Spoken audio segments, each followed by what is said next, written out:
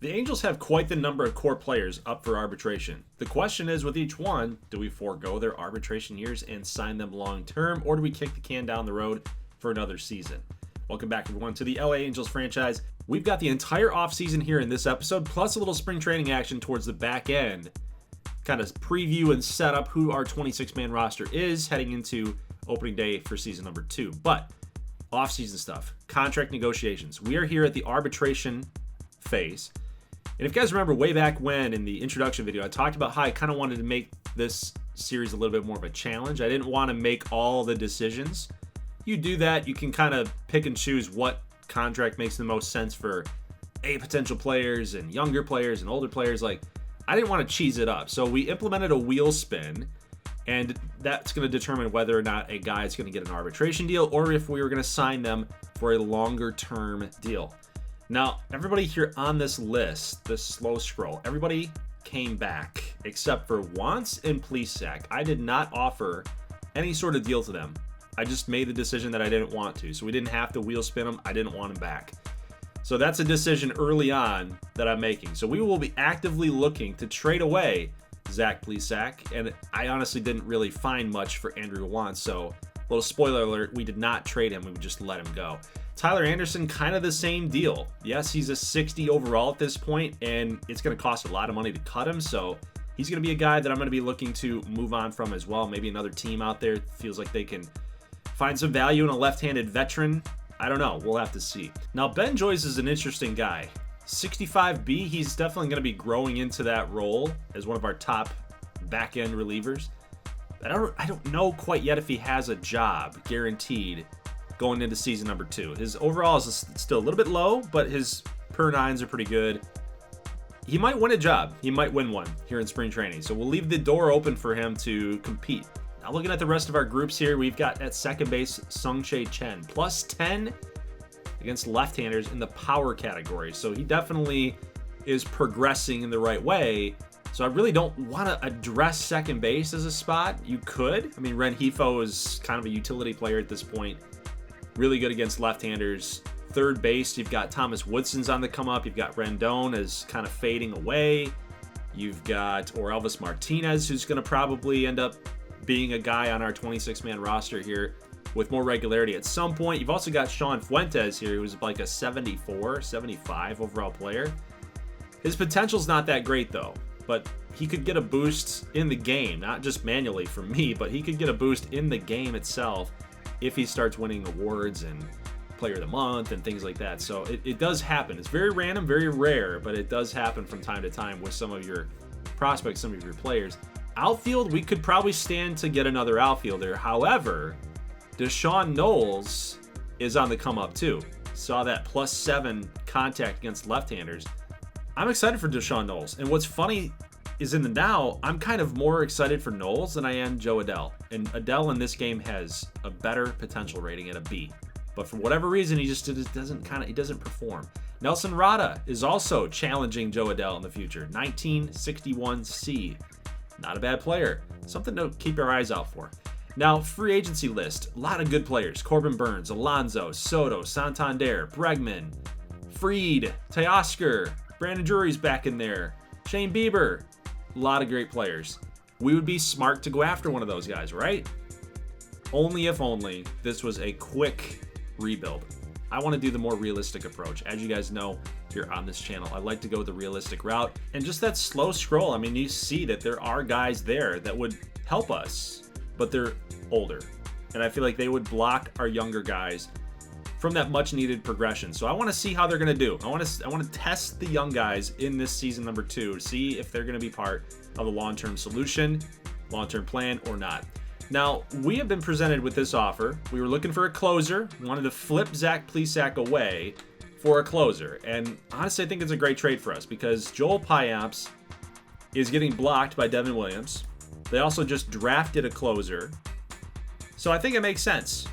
Joel Payamps not really getting a ton of opportunity. He can find something here with the Angels. And plus, we got to change up that glove a little bit. So now he's full-on Angel with the red and the blue. Perfect. Now, because we traded Zach Plesac away, we are looking for our number 5 starter.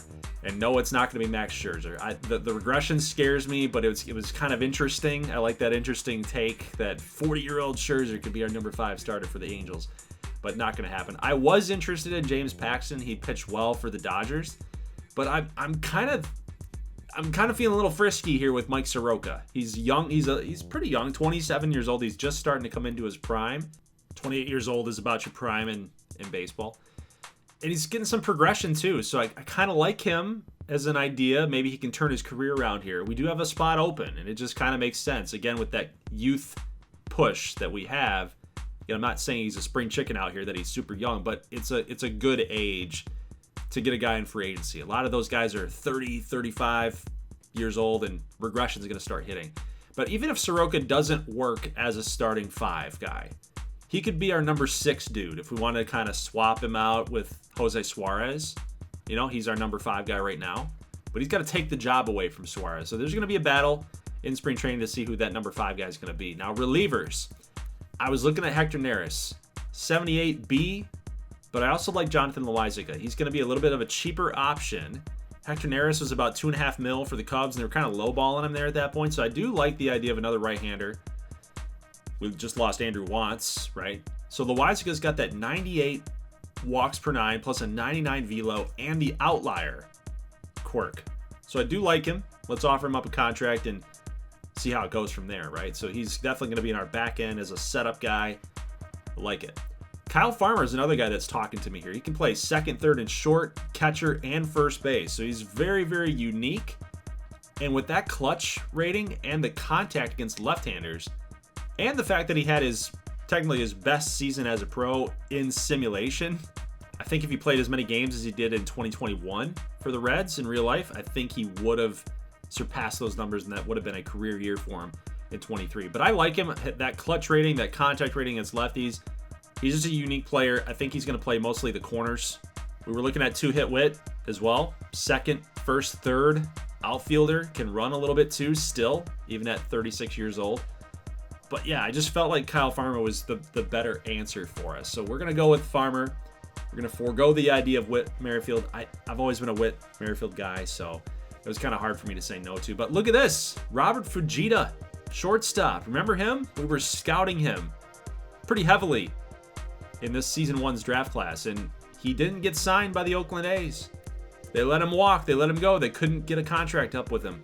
So we're going to offer him a deal, and he's going to sign up here. So we ended up getting him anyway. We got an extra draft pick out of it, basically.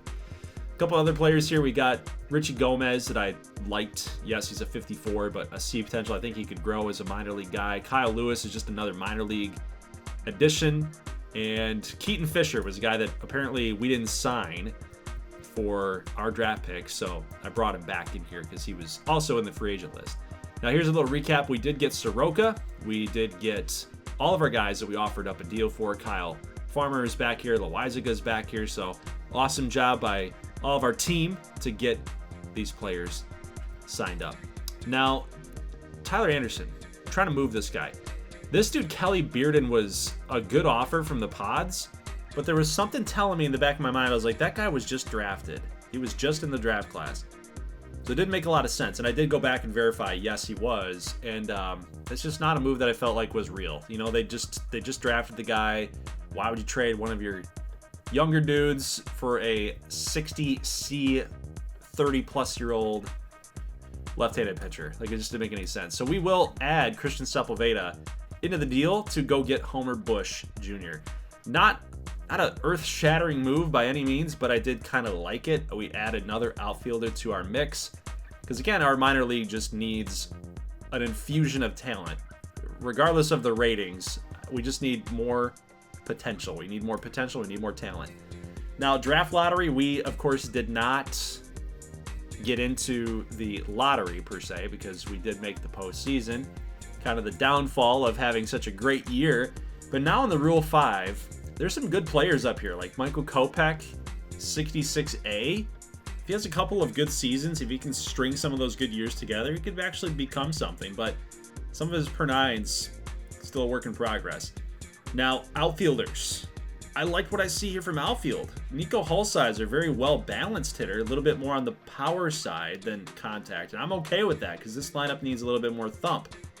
However, Christian Robinson's talking to me too because he's 4 years younger, same potential, better fielder, can run a little bit too, better vision as well. A lot better vision than Nico. But he just doesn't do what we need him to do. You know, enough difference there from our other outfielders. The smarter player probably in this position is Christian Robinson. But to add to the mix of the team, I feel like Nico Hulsizer is the better fit. And of course, the Cleveland Guardians selected Christian Robinson because they're our rivals in this series. Beating us in the playoffs, having a really good draft, and then there's Christian Robinson there as he's going to be behind Stephen Kwan at the major league level this season. Now, you can release Rule 5 guys if you want to. You can just cut them. I think you have to pay them, but you could have to cut them. You can't send them to the minor leagues. I know that for a fact. So they are on your team all year long. But I'm anxious. I'm anxious to get into some gameplay, see how Nico Hulsizer is going to do. I think he is going to provide some pop, much needed pop into this lineup. Now, some guys that are still up on the board, Soto, Max Fried is still up there, and so is Michael Hellman. As if Michael Hellman's in the same league as those guys, right? But I kind of like him. He can field. He's got really good speed at 83. His clutch isn't terrible. His hitting numbers aren't terrible either. And then in real life, you watch some footage of him, and he's got the stance. He's got the leg kick, kind of like Javi Baez a little bit. You can see him right there, that leg kick. There you go. But I think he's probably a better contact hitter. Javi Baez is swinging at air right now for the Tigers. I don't want to draw comparisons to Javi Baez, okay, offensively. But just the stance kind of reminded me of it a little bit. So I like him. It's definitely a prove-it type of move for him at 28 years old. He's going to be in our minor leagues and kind of maybe be a September call-up or maybe be an injury replacement or something. But I do like what he offers in his game. You guys saw that Juan Soto and Max Fried come into the AL West, so they see an opening, right? They don't believe in us. They think the Angels are frauds. They're coming to the AL West and finding a home with the Astros and the Rangers, respectively, and disrespectfully, because we're the Angels. We have to hate those guys. Anthony Reagan, one of the top prospects in all of baseball. Will Wilson here as well. Brock Van Schubrock. All these guys are Patreon supporter players, YouTube channel supporter players. Each of those guys gets one player for the entire series. So if you guys are all against custom dudes and ratings boosts and all this stuff, then don't worry because we don't have any. It's not going to make us better overnight. It's going to make the rest of the league better overnight for sure, but it's not going to artificially make us better. So it just adds more of a challenge for us. Rufus Hawkins, number 1 pick last season. He is the number 21 prospect in all of baseball. Juan DaCosta was another guy that we were looking at here in round 1 of last season's draft. Julian Lyons, a shortstop there for the Guardians. So they had themselves a really, really nice draft. There's Thomas Woodson, rated 33rd as an 18-year-old. So we really knocked it out of the park. We really did. Had we not had Thomas Woodson, I don't think that we would have had a guy in this list. That's not true, because we would have had Justin Blank or we would have had DaCosta or somebody. Anyway, it just goes to show you how weak our minor league system really was. Take a look at our top 5 guys. Woodson, Mikolas, Chavez, Giorgio, Fisher. All those guys, top 5. Even Robert Fujita and Sean Fuentes. Bunch of dudes inside of our top 10 in the organization were just drafted. So it just kind of shows you how weak our minor league system really was. All right, let's move out here to spring training. We got Victor Maderos taking the mound for spring training game number 1. And he's trying to win a job, whether that's through the bullpen or whether that's through the number 5 man in the rotation. That spot is up for grabs. And I'm not really against a guy with a low overall rating being in the rotation. As long as he's putting up the numbers, then that's fine with me. Nico Hulsizer in right field. What a catch. Oh my goodness. This guy's leaving it all on the line in spring training. He knows what's at stake here. Even though he's a Rule 5, he might get cut if he stinks. But man, that effort right there is definitely going to be something that's going to catch the coach's eyes when we make our final roster decisions. So Nico's making an early impression. Jacob Junis out here on the mound, 14-9. He's a slow pitcher. That's what his repertoire consists of. He's not a high velo guy. He's more of a control dude. He's going to be in the strike zone, so we got to be ready for it. Base hit here by Mickey Moniak leading us off. Sung-Chae Chang with a walk. That's 2 runners on with nobody down, and that ball is laced into the right field corner. That's definitely going to score a run here. Moniak scores. We're rounding Chang past third. We were thinking about it, but Nolan Shawnwell comes through with a 1 RBI double. Next batter up, Logan O'Hoppe laces this out to right field. 2 runs are going to come home, and it is 3-0 Angels. This offense is striking early. Love to see it here. Taylor Ward draws a walk. That could have been called a strike, but it's a walk. So we get another guy on base here. Nico Hulsizer right past the third baseman's outstretched glove. Is going to go all the way to the wall. Should score at least 1 run. Nico Hulsizer comes through with an RBI double, his first at-bat of the spring, and a nice catch in right field to boot. Love to see that. Spencer Horwitz, ground ball to second. That'll be the first out of the first inning. And it's 5-0 Angels, just like that. We were in attack mode against Jacob Junis. So that's going to bring up the rookie Sean Fuentes. 0-0 count here with 1 down, and got a pitch right down the middle, and he's hacking. Like the aggression, like the aggressiveness, he saw a pitch to hit. He did not delay. He offered at it and sent that fly ball to center field. Got the run home. Everybody loves it, especially when the rookies, he knows his place, right? He's trying to help the team win. That's how you get good looks with management. When you're the rookie and you don't want to go after it because of a selfish reason, right?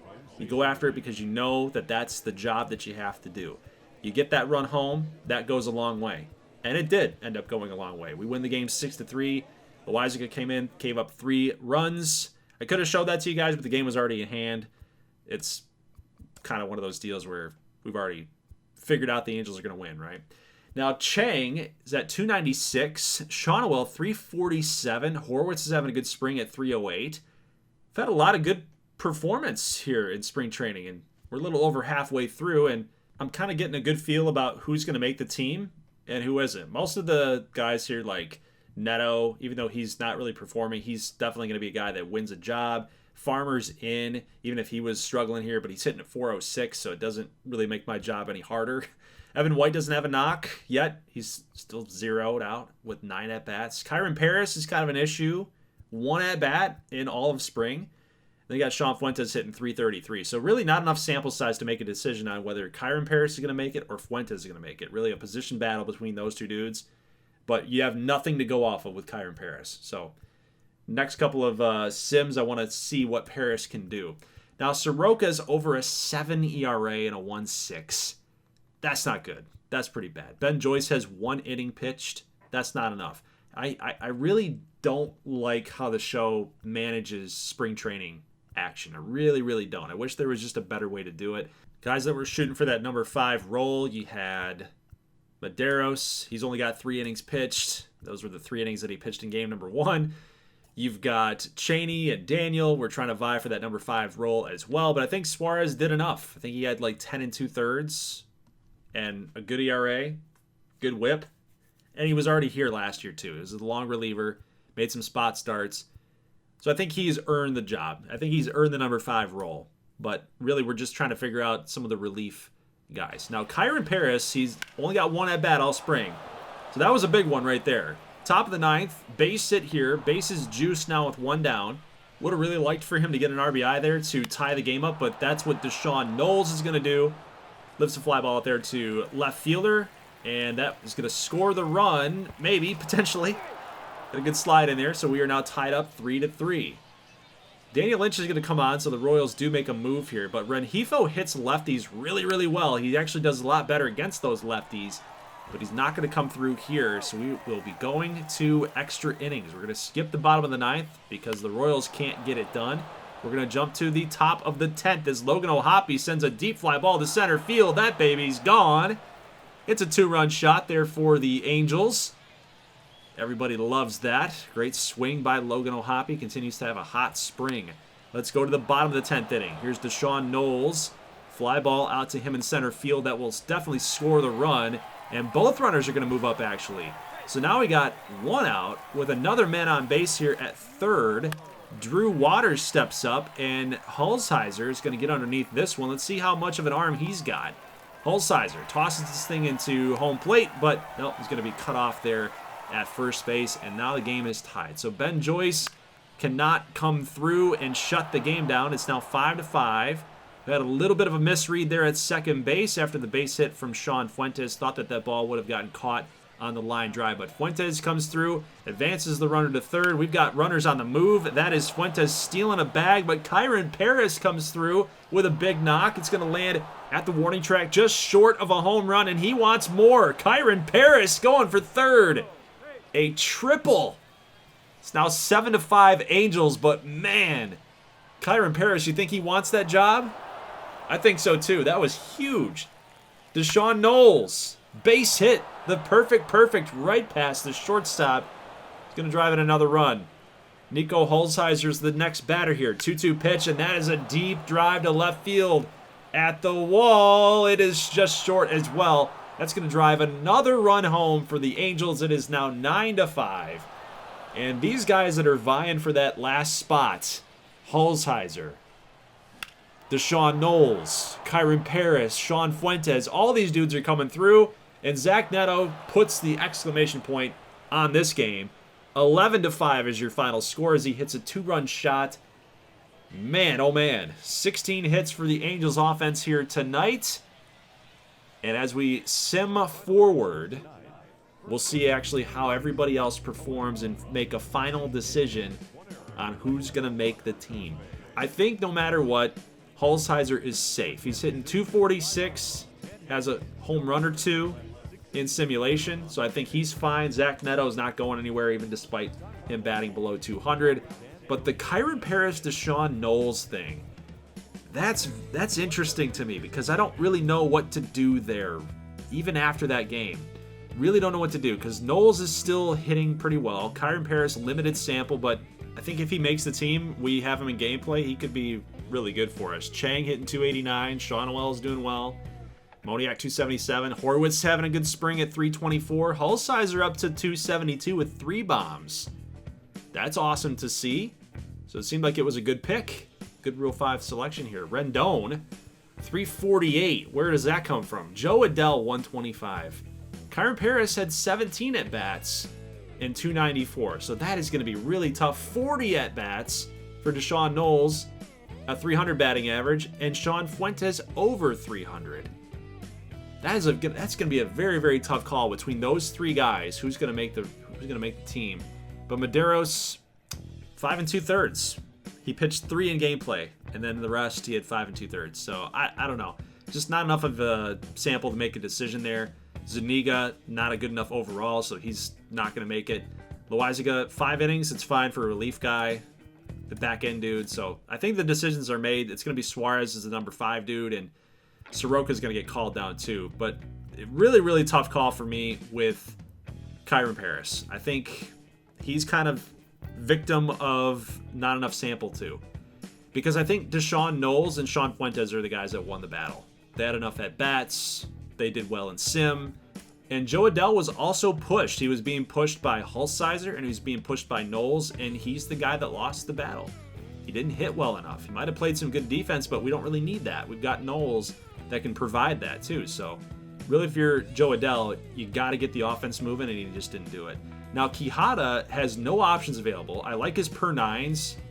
He's left-handed. He didn't pitch very well in spring. Ben Joyce has the options available. He pitched better, but he's right-handed. And we need left-handers in the bullpen. Because now we're moving our one left-hander, Suarez, over to the starting rotation. So we don't have really a left-hander in the bullpen any longer. So that's a situation that we're faced with. So let me know what you thought about the off-season moves and the spring training results. Did you like the moves that we made to come up with our 26-man roster or not? Leave it in the comment section below. And guys, I will see you for the next one here coming up on Wednesday, which will be opening day against the White Sox, and a little simulation to get us a little further ahead in Season 2.